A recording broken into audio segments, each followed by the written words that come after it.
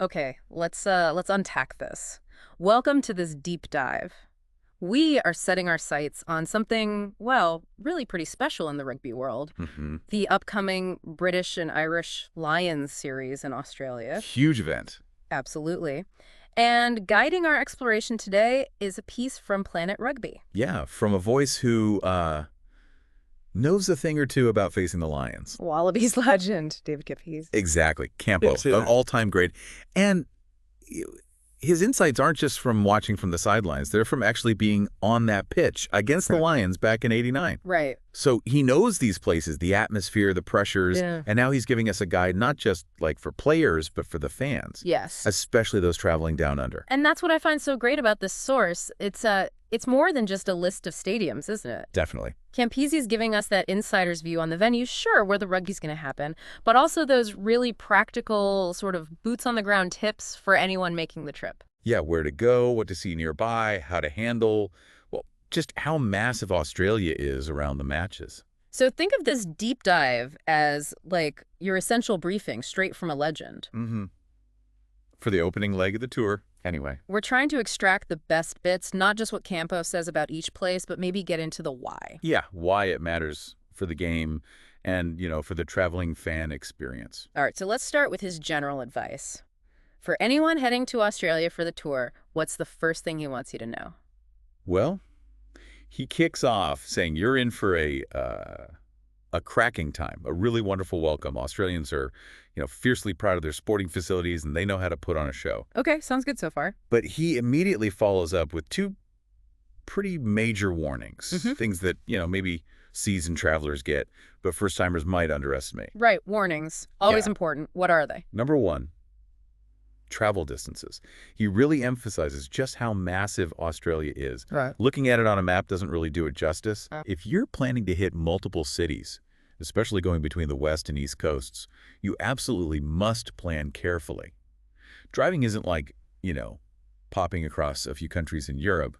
He uses the word massive, and he means it. Massive is maybe putting it lightly when you think about, say, Perth to Brisbane. Exactly that. He says it's a minimum 3-day drive, and that's really pushing it. Wow. Or you're looking at a 5, maybe 6-hour flight.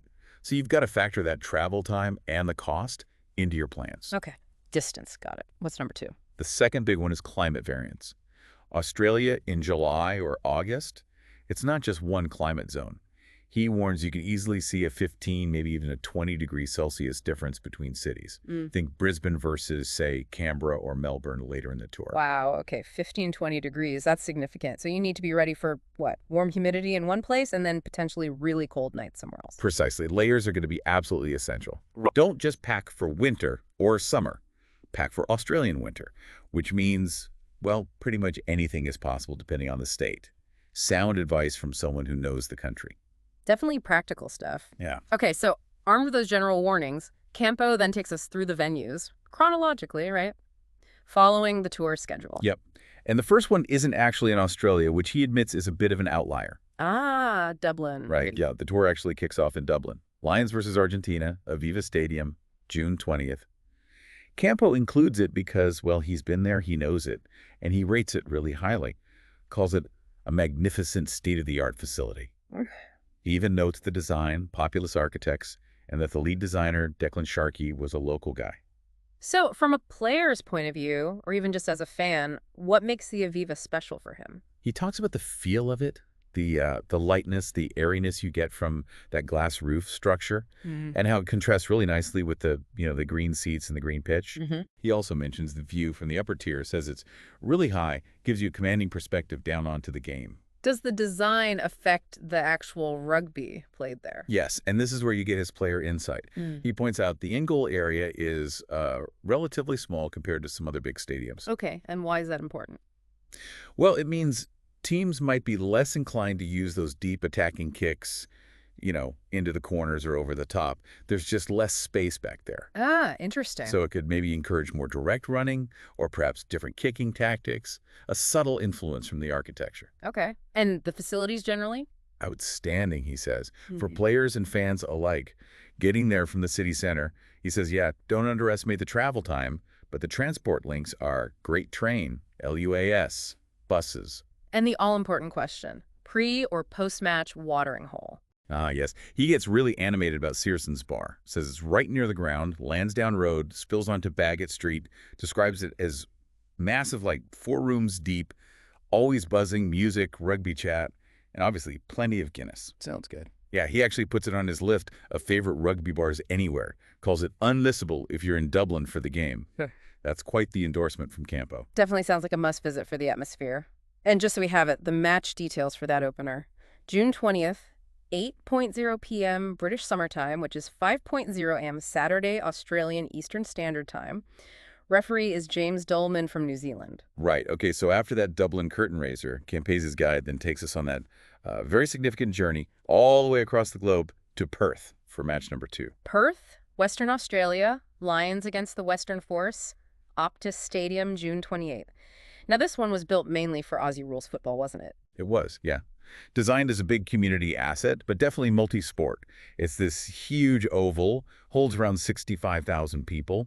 Shape-wise, it's more like a cricket ground than a typical rectangular rugby stadium, though maybe slightly smaller than, say, the MCG. And Campese has a pretty vivid description for this one, I remember. He does, yeah. He likens it to a Roman Colosseum. Okay. Because of the way the seats are angled, the rake, you get this sort of downwards view onto the pitch, creates what he calls a gladiatorial arena vibe.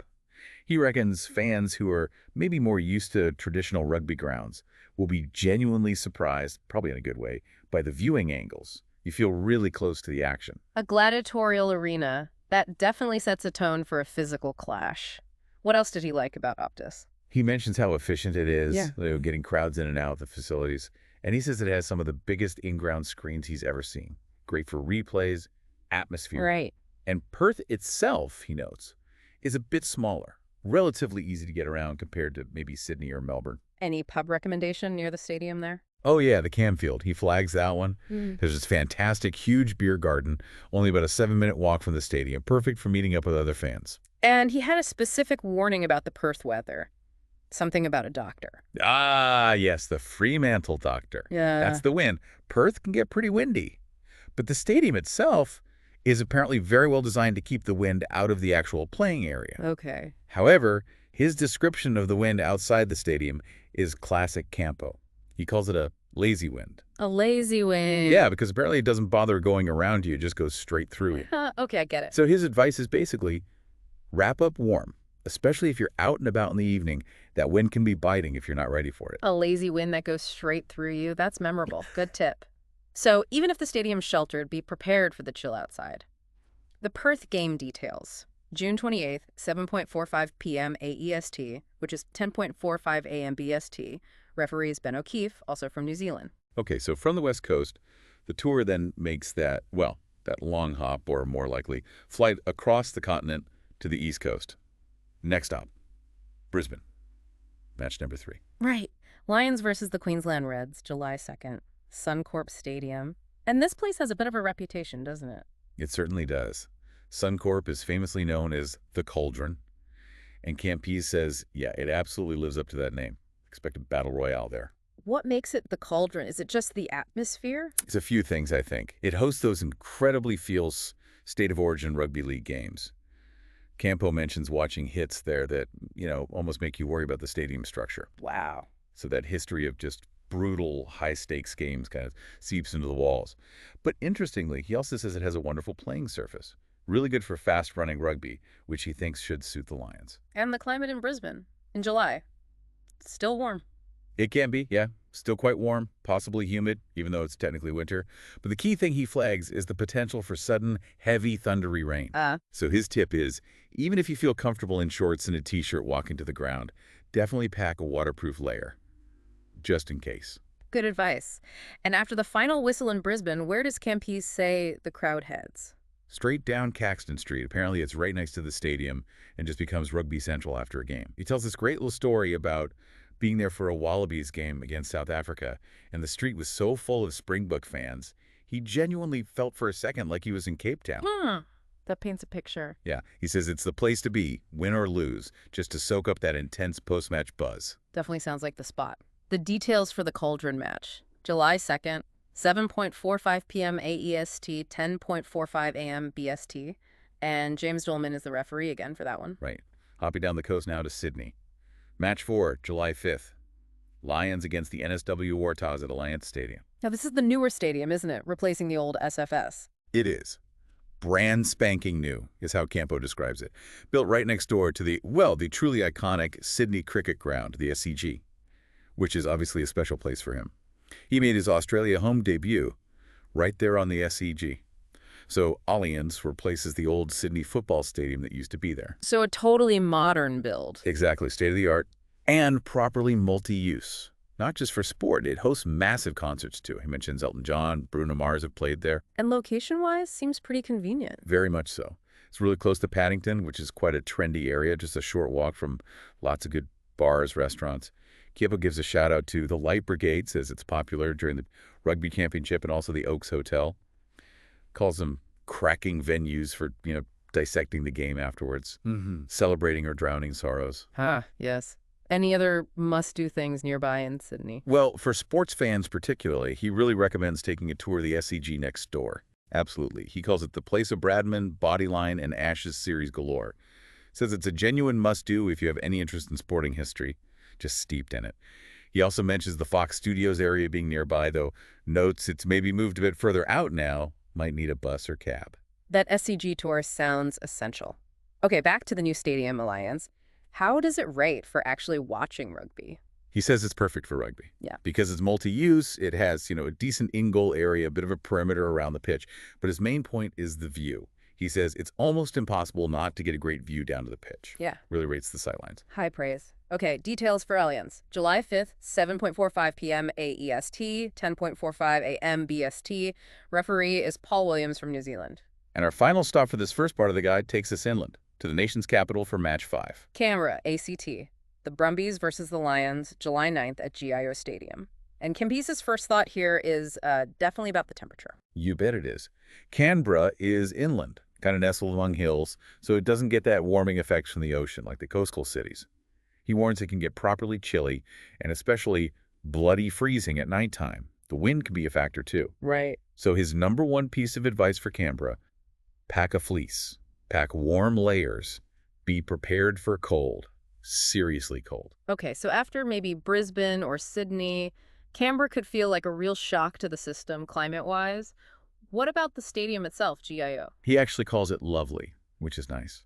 But he does note it's quite open to the elements, including rain, which he says isn't uncommon there. It's smaller than the others we've talked about, capacity around 25,000, hosts AFL and Rugby League, as well as Union. Any specific features that affect the playing area? Yeah, apparently it used to have a running track around the pitch. That got removed, mainly for Aussie rules. But what that means for rugby is you end up with quite a large overall playing surface, including quite generous in-goal areas. And Campese, thinking like the winger he was, points out that those big in-goals can be exploited by clever kick plays. So maybe watch for teams trying tactical kicks into those deep corners there. Interesting how the history of the ground influences tactics. Where does he suggest for a pre- or post-match drink or bite in Canberra? He mentions the private bin, which is in the city center. Remembers it as the place the ACT Brumbies players used to head to after their games. He also adds that Canberra itself is relatively compact compared to Sydney or Melbourne, so getting around and finding places is generally pretty straightforward. Any other local highlights worth checking out? Yes. He gives a really strong recommendation for visiting the Australian Institute of Sport, the AIS. Oh, right. Yeah, he says if you're interested in sports culture, sporting history, or just the science behind elite performance, it's really worth a visit. You can have them book tours, see the facilities, learn about advances in sports science. A unique insight into Australia's sporting DNA, really. That does sound fascinating for any sports fan. Okay, the details for that Canberra game. July 9th, 7:45 p.m. AEST, 10:45 a.m. BST. And the referee is Pierre Brousset from France. And, well, that brings us through the first 5 stops on the tour, as David Campese covers them in part 1 of his Planet Rugby guide. He does promise he'll be back with his thoughts on the remaining venues, including, crucially, the test match locations. So let's recap this first part. We've journeyed vicariously with Campese from the Aviva in Dublin all the way across to Optus Stadium in Perth at Roman Coliseum. Then into the Cauldron in Brisbane, experienced the brand new Lions in Sydney, and braced ourselves for that Canberra chill at GIO Stadium. Yeah, and along the way, we've pulled out his really practical travel tips dealing with Australia's scale, the climate shifts, We've looked at how the specific features of each stadium through his eyes might actually shape the rugby. Right. And of course, got those great local tips, the pubs, the attractions like the SCG or the AIS that add color around the matches. I think this kind of guide really helps you appreciate the massive challenge the Lions face, but also gives you specific things to look out for. Whether you're lucky enough to be traveling yourself or just watching from home, it connects the place, the culture, to the actual game. Absolutely. It highlights there's so much more to a tour like this than just the 80 minutes on the field. The travel, the different environments, the local vibe, it's all part of the fabric. And thinking about those environments, Campese's warnings about the huge distances and especially those big climate swings between cities, it got me thinking, Hmm. how might those external factors, the potential heat and humidity in Brisbane, maybe that biting wind in Perth, even outside the stadium, the definite cold in Canberra, how might they subtly influence the style of rugby we see? Beyond just the pitch dimensions or the surface. Exactly. Could it force teams to adapt their game plan, their energy levels, their tactics in ways we don't always consider just because of the environment they find themselves in that week? That's a really interesting layer to consider, isn't it? As the tour progresses and they move between these quite different conditions. Something for us all to ponder as the tour unfolds, maybe? How the Lions adapt not just to the opposition, but to Australia itself. A fascinating thought. Absolutely. Well, thank you for tuning into this deep dive. We'll look forward to you listening to our next